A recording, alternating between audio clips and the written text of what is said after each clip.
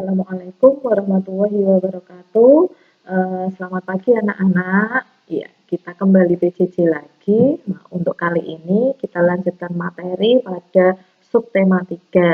Hari ini kita khusus belajar tentang materi IPA, yaitu tentang upaya pelestarian sumber daya energi dan energi alternatif. Ya, kita mulai.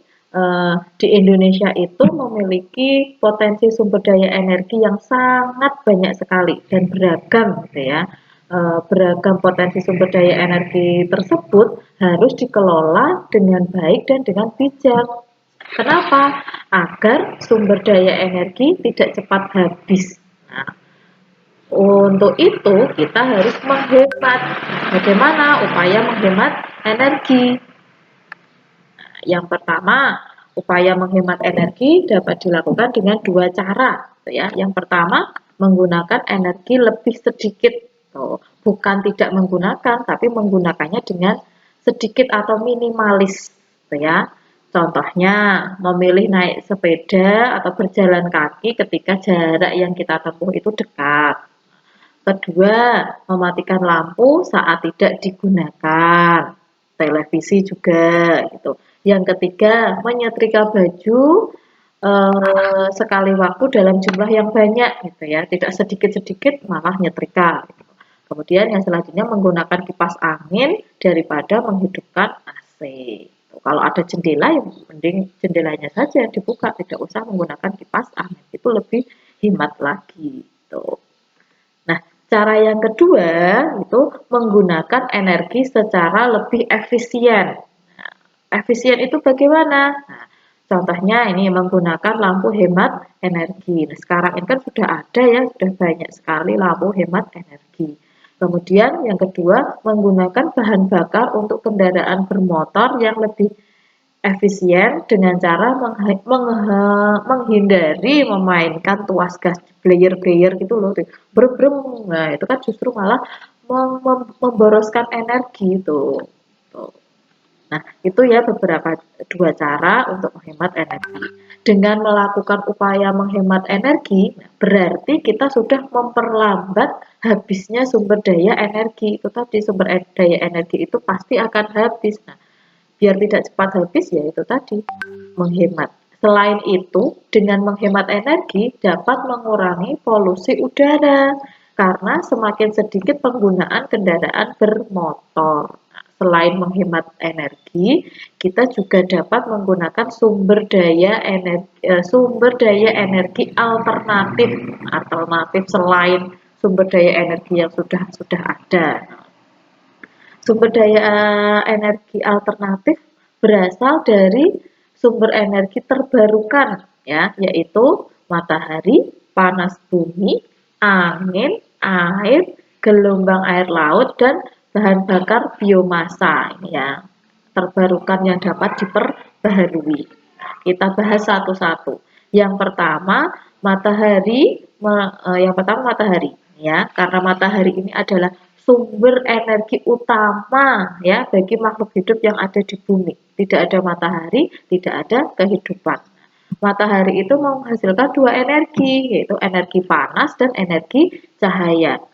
Energi panas ini bisa dimanfaatkan manusia untuk berbagai keperluan ya. Nah, kemudian kalau manusia itu bisa mengeringkan baju, membuat garam. Nah, bagi tumbuhan, energi matahari ini dimanfaatkan untuk proses fotosintesis.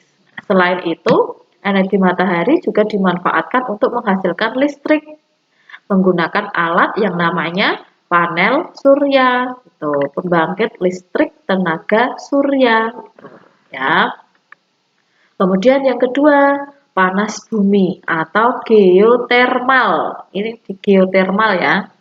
Energi panas bumi, energi panas dari dalam inti bumi, gitu ya. Dari dalam bumi, kemudian uapnya menggunakan uap air itu untuk menggerakkan turbin-turbin untuk pembangkit listrik. Selanjutnya adalah angin. Nih, angin dimanfaatkan untuk menghasilkan energi dengan cara memutar kincir angin yang dihubungkan ke generator sehingga bisa menghasilkan energi listrik, gitu ya. Ini maaf ada beberapa kata yang kelebihan huruf. Kemudian selanjutnya ada air nih ya.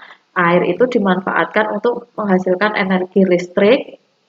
PLTA itu pembangkit listrik tenaga air. Dalam skala besar itu aliran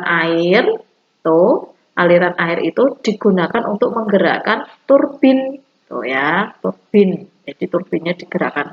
Kalau pada dalam skala kecil, aliran air itu dibuat untuk pembangkit listrik dengan tenaga mikrohidro karena kecil, jadi mikro. Nah, selanjutnya gelombang air laut. Gelombang air laut ini bisa terbentuk oleh beberapa faktor seperti tekanan air, efek perputaran bumi. Nah, ini juga bisa dimanfaatkan untuk menghasilkan energi listrik tuh. Gelombang itu tadi tuh gelombang air laut itu nanti digunakan untuk menggerakkan turbin sehingga menghasilkan listrik. Selanjutnya yang keenam adalah energi biomasa. Nah, energi biomasa ini ada beberapa. Ini menggunakan makhluk hidup. Nah, yang pertama adalah tanaman energi. Tanaman yang berpotensi menghasilkan sumber energi. Ada contohnya seperti jagung, singkong, gandum, rami, dan kedelai. Ini digunakan untuk menghasilkan biodiesel dan bioetanol. Biodiesel itu untuk mengganti solar, bahan bakar solar. Kalau bioetanol untuk pengganti bensin. Lumayan, bisa ngirit ya. Nah, selanjutnya kayu. Kayu mengandung bahan organik yang dapat menghasilkan energi. Ini biasanya digunakan untuk tenaga uap atau energi panas, gitu ya, pembangkit listrik tenaga uap. Selanjutnya limbah, limbah pertanian dari perkebunan atau peternakan. Contohnya adalah jerami, ampas tebu, dan kotoran hewan. Nah, limbah pertanian ini dimanfaatkan untuk menghasilkan energi panas dan energi listrik. Tuh ya, itu beberapa sumber energi alternatif yang bisa kita gunakan biar tidak boros menggunakan sumber energi yang energi yang biasa kita gunakan itu. Terakhir ada biogas ya. Biogas ini dari kotoran hewan seperti sapi atau kerbau. Nah, prosesnya itu kotoran hewan sapi atau kerbau itu dimasukkan ke dalam lubang besar itu, kemudian dibiarkan beberapa hari supaya dia membusuk atau melalui proses fermentasi ini. Nah, setelah itu dia nanti akan menghasilkan gas yang ditampung, kemudian itu baru bisa digunakan menjadi biogas. Nah, biogas ini bisa digunakan untuk menyalakan api. Nah, apinya ini untuk memasak. Tapi tidak usah khawatir, tidak akan bau kotoran hewan ya. Tuh, sudah beda. Itu yang bisa guru sampaikan tentang materi IPA pada subtema 3. Nah, tugas kalian nanti mengerjakan Google Form yang akan Bu Guru share melalui link di WA gitu ya. Kurang lebihnya mohon maaf. Bu Guru akhiri. Wassalamualaikum warahmatullahi wabarakatuh.